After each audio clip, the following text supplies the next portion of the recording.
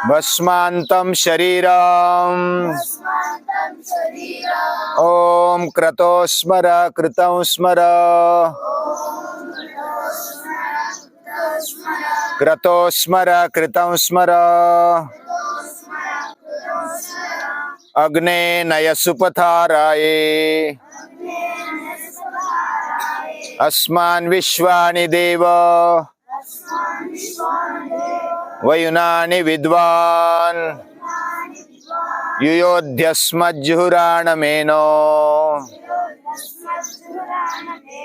मुयिष्टान्ते नम उक्तिं विधेम मुयिष्टान्ते नम उक्तिं विधेम।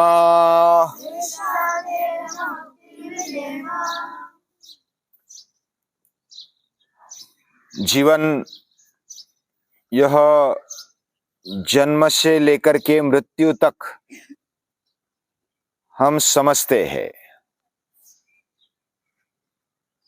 लेकिन जीवन ये जन्म जन्मांतर का है। यानी जन्म के साथ शुरू हुआ, मृत्यु के साथ खत्म हो गया, इतना ही जीवन नहीं होता। उसके बाद भी पुनर्जन्म लेना होता है। यानी जैसे हमने देखा कि हम जैसे कपड़े बदलते, पुराने होने पर, फट जाने पर कपड़े बदल देते हैं और नया कपड़ा, नया वस्त्र धारण करते हैं, उसी प्रकार ये देह का बदलना होता है। जीवन तो सतत चल रहा है और ऐसे जीवन को समझना,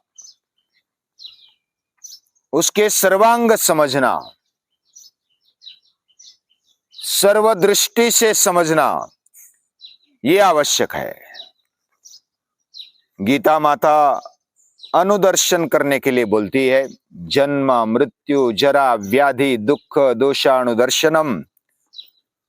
जन्म से जिसका जन्म हुआ उसका मृत्यु निश्चित है, अटल है, और जिसका जीवन है उसमें बचपन जैसा है वैसे युवावस्था है, वैसे बुढ़ापा भी है, कुछ रोग व्याधि भी है और दोष भी आते हैं। ऐसा एक भी जीवन नहीं जिसमें दोष नहीं आता, जिसमें रोग नहीं आता, जिसमें व्याधि नहीं आती। हमारा जीवन ये इन चीजों से भरा हुआ है और ये समझ लेना चाहिए, इसका अनुदर्शन करना चाहिए।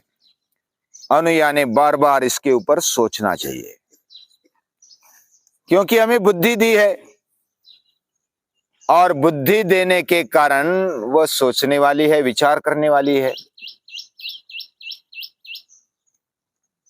पहले हमने देखा ये मृत्यु मंगलमय है, भगवान को मिलने का प्रसंग है,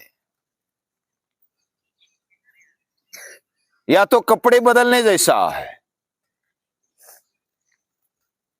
मृत्यु यानी निज धाम को जाना है। निज धाम यानी हमारा पहला वाला घर। जब सूर्य उगता है और दिन भर तपते हुए अस्त को जाता है, अस्त को जाते समय पंछी जैसे सुबह सुबह आते हैं और उड़ जाते हैं अपने चारा पानी के लिए, खाने पीने के लिए, वो इधर उधर जाते हैं।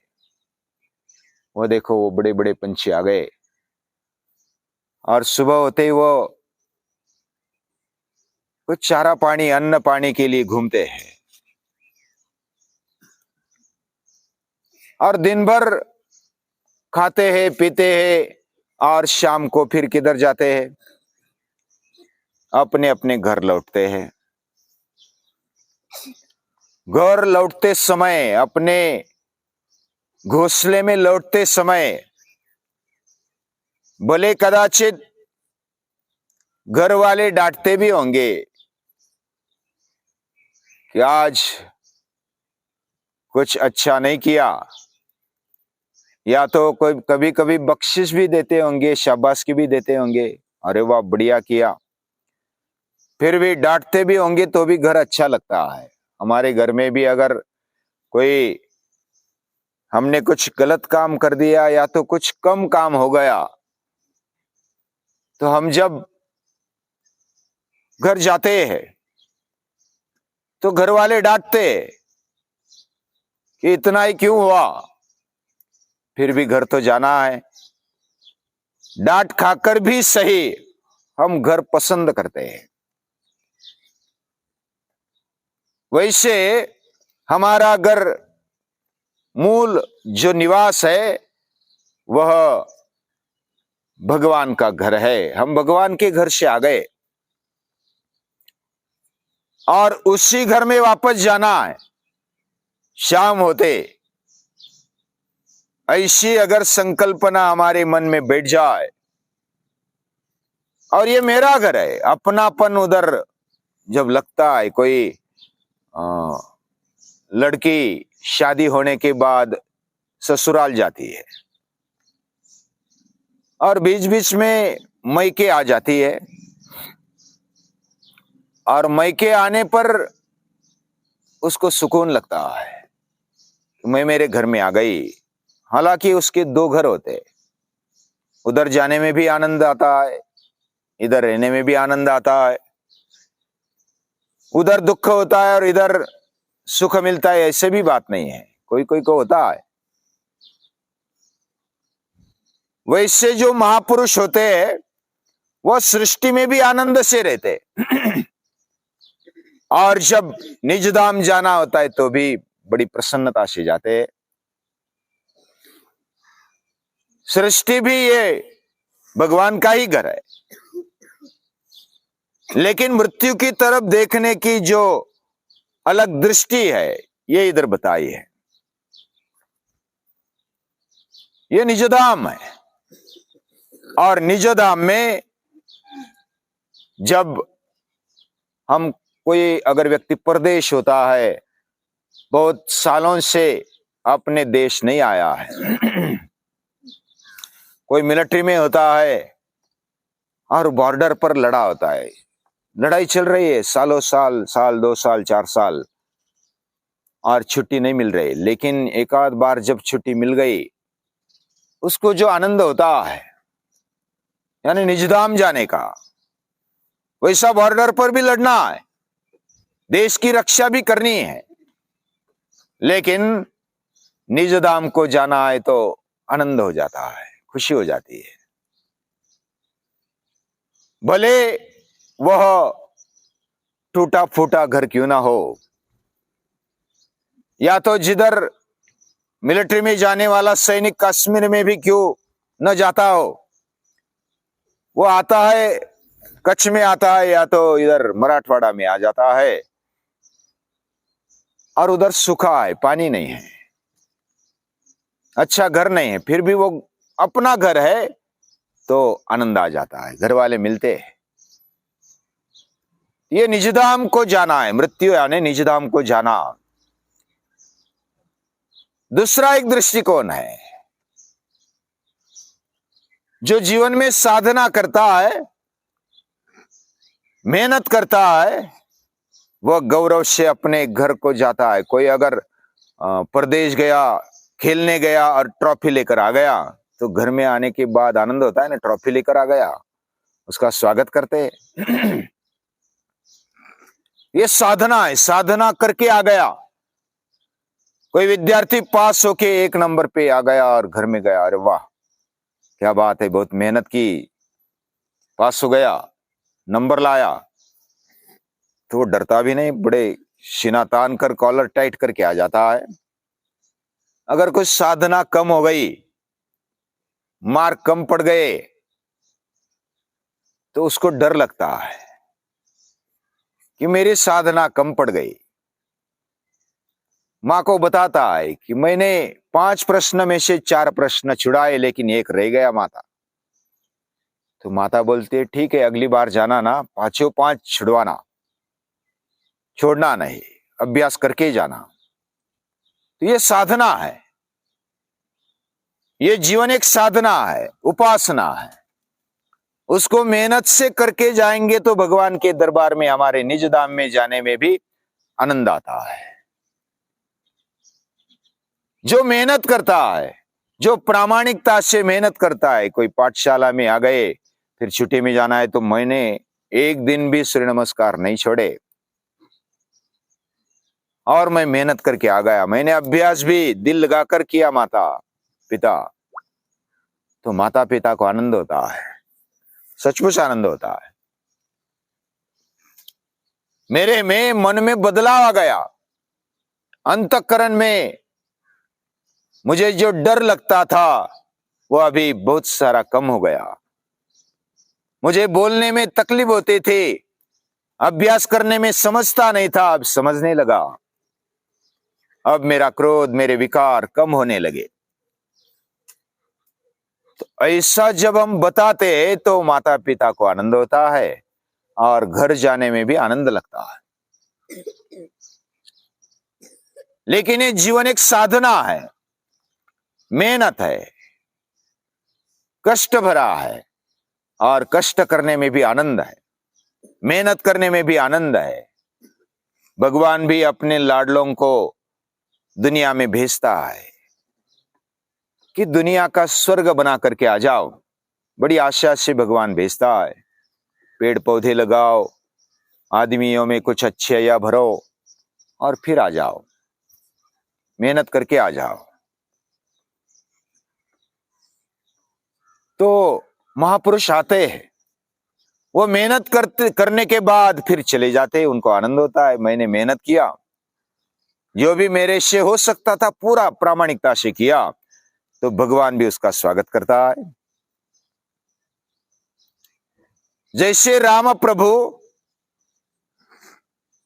लंका जाते हैं रावण को मारने के लिए, उधर विभीषण बोलता है कि कुछ दिन रुक जाओ, आतिथ्य स्वीकार करो, बहुत ही वैभव संपन्न ऐसी नगरी है और उस नगरी में ठहरो, कुछ आराम करो, बाद में चले जाओ। तो राम क्या बोलते हैं, अपि स्वर्णमे लंका न मे रोचते लक्ष्मण, जननी जन्मभूमिश्च स्वर्गादपि गरीयसी। बोले सोने की लंका है, वैभव संपन्न है, लेकिन फिर भी न मे रोचते, मुझे नहीं अच्छी लगती। जननी जन्मभूमिश्च, मेरी माता और मेरी जन्मभूमि, स्वर्गादपि गरीयसी, स्वर्ग से भी बेहतर है, बढ़कर है। ये दृष्टि है और मेहनत करके आए हैं, रावण को मार के आए हैं, स्वार्थ से परे है। और ऐसी भावना से जब राम आते हैं, अपने राज्य में आते हैं, अपने घर आते हैं, उनको भी आनंद होता है।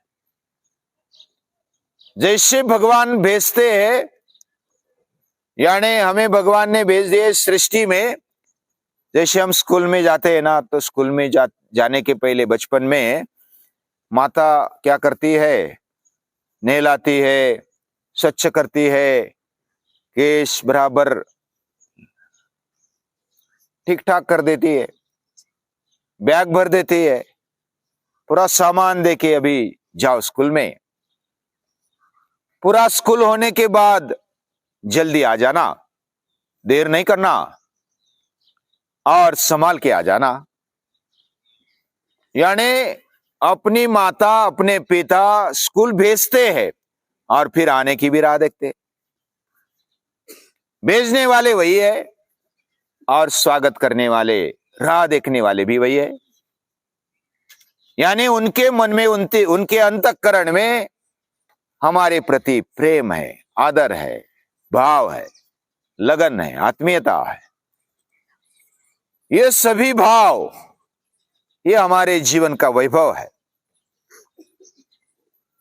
गीता में भगवान भी क्या कहते हैं, मन मना भव, मद्याजी भव, माम नमस्कुरु, मद भक्तो भव मामे वैश्य युक्त्वैवम आत्मानं मत परायणः। तू मेरा भक्त हो जा, मेरे में मन लगा दे, मेरी पूजा कर, मुझे नमस्कार कर। माता पिता हमें महान बनाने के लिए ऐसा बोलते हैं। समझो कि माता पिता को हमने नमस्कार नहीं किया तो क्या वो छोटे बन जाएंगे? हर्षित, क्या वो छोटे बन जाएंगे? हमने समझो नमस्कार नहीं किया माता पिता को, वो तो उनका बड़प्पन, उनके खुद का बड़प्पन है। सूर्य को नमस्कार नहीं करेंगे तो क्या वो छोटा बन जाएगा? उनके पास जो बड़प्पन है वह ओरिजिनल है। हमारे नमस्कार करने से या तो न करने से उनका बड़प्पन या तो छोटापन वो अवलंबित नहीं है, लेकिन हमारा बड़प्पन उसमें है कि हम नमस्कार करें, हम उनसे आत्मीय संबंध रखें, उनको संभाले। ये हमारे लिए बड़प्पन की बात है। और माता पिता हमें चाहते हैं, हमें जैसा कुछ साधना करने के लिए, मेहनत करने के लिए, विद्याभ्यास के लिए भेजते हैं, वैसे उनको आशा भी रहती है, बुलाते भी है कि जरा मेहनत करके आ जा, शारीरिक मेहनत करके आ जा, बौद्धिक मेहनत करके आ जा, मन से मजबूत होकर के आ जा। और वो मिलने में भी आनंद होता है। इस प्रकार मृत्यु की ओर देखना एक अलग दृष्टि है। ऐसी दृष्टि से हमारा जीवन अगर हम जीते हैं तो जीने में मजा आता है। ये जीवन सुंदर है, ये जीवन कल्याणकारी है। ऐसा जीवन भगवान ने हमें दे दिया है। उनके प्रति कृतज्ञता रखते हुए उनको बारंबार नमन करते हैं, प्रणाम करते हैं।